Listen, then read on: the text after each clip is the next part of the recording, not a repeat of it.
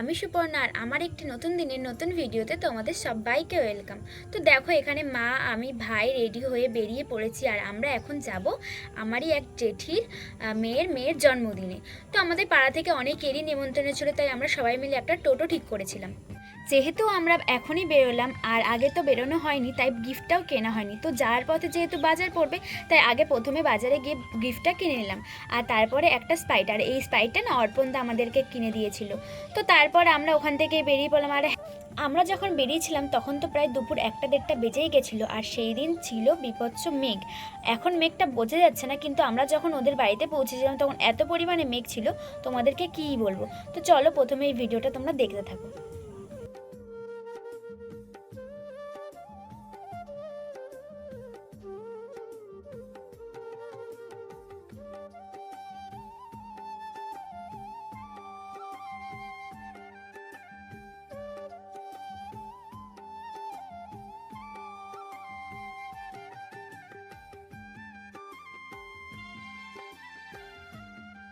তো আমরা দেখতে দেখতে তো পৌঁছে গেছি। আর এই যে চাঁদপাড়া স্টেশন ক্রস করে আমরা ওদের বাড়ির সামনে রাস্তায় ঢুকেছি। আর দেখো কী বিভৎস কাদা, আমাদের এখানেও এখন আর সেরকম কাদা দেখা যায় না যেটা ওখানে আমরা দেখেছি।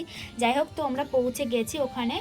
আর পৌঁছে গিয়ে দেখি জেঠি তো আগেই চলে গেছিলো আর ওরা সবাই ছাদে, আর আমাদের জন্যই ওয়েট করছিল, মানে আমরা যাব তারপরেই ওরা কেক কাটবে। অনেকটাই বেলা হয়ে গেছিলো। আর যে নেহার বান্ধবীরা অনেক আগেই চলে এসেছিলো, আর আমরা তো অনেকটা লেট করে গেছি, সেই জন্য ওরা আমাদের জন্য ওয়েট করছিল। আর আমরা যেই টাইমে কেক কেটেছিলাম সেই টাইমে কারেন্টই ছিল না, মানে এত পরিমাণে মেঘ বৃষ্টি হচ্ছিল। সেই ভিডিওটা তোমাদের সাথে পরে শেয়ার করছি, আগে তোমরা জন্মদিনের ভিডিওটা দেখে নাও।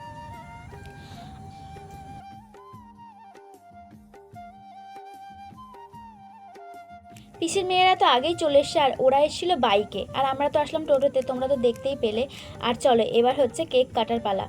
তো প্রথমে দেখো আকাশটা কীরকম মেঘলা মেঘলা করছিল, তখনই বোঝা যাচ্ছিল। আর তারপরেই আসে সেই কেক কাটার পালা।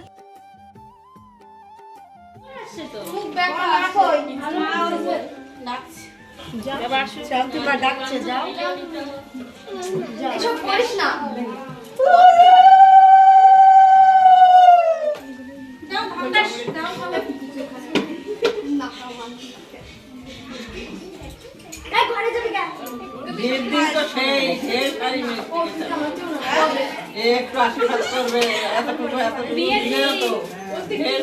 বলো, মুখে আশীর্বাদ দাও।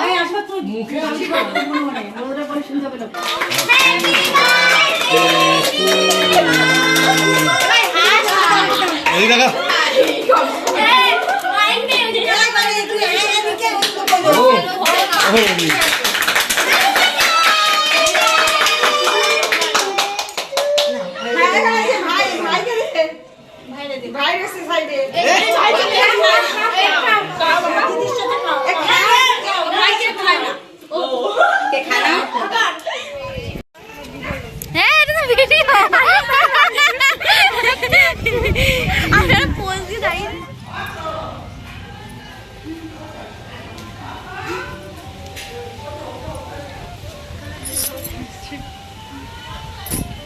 আমরা চলে আসলাম বলে।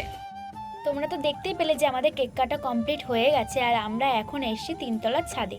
আর ছাদে আসার পরে দেখি আকাশে কী বিভৎস মেঘ। তোমরাও তো দেখে বুঝতেই পারছো যে কতটা পরিমাণে মেঘ করে আছে। আর আমিও তোমাদেরকে সেটাই দেখাচ্ছিলাম যে এখানে কতটা পরিমাণ মেঘ করে আছে। তো তারপরে আসে সেই মুহূর্ত, যেই মুহূর্তে সবাই এসে আমরা চলে এসেছি, আমাদের পেছন পেছন সবাই চলে এসেছে। এতক্ষণ কিন্তু কেউ আসে না, যেই আমরা এসে সেই পেছন পেছন সবাই চলে এসে। এদেরকে কি বলতে ইচ্ছা করে, থাক বাদ দাও, কিছু বলবোই না।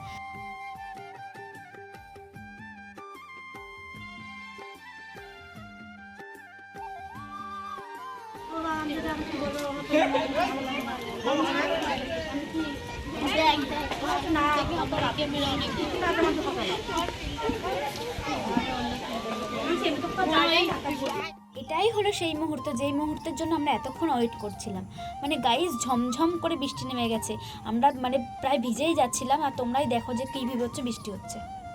শান্তি বৃষ্টি চলে এসছে, কি পরিমাণে বৃষ্টি, এই যেখানে জলও ডুবে গেছে। কে রে গাইস, বৃষ্টি চলে এসছে, আমরা বৃষ্টির মধ্যে বসে বাইরে না, মনে হচ্ছে ঘরের ভেতর বাজ পড়ছে। ভালোই লাগে।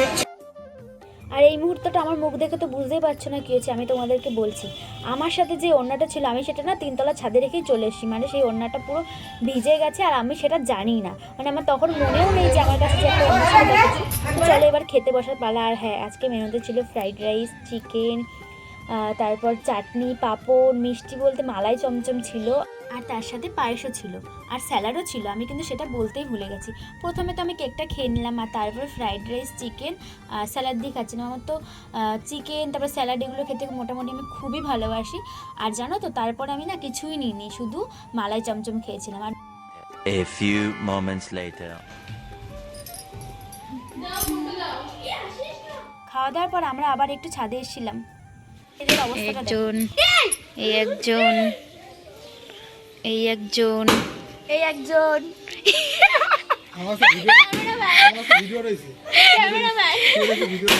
তুই ভিডিও করেছিস?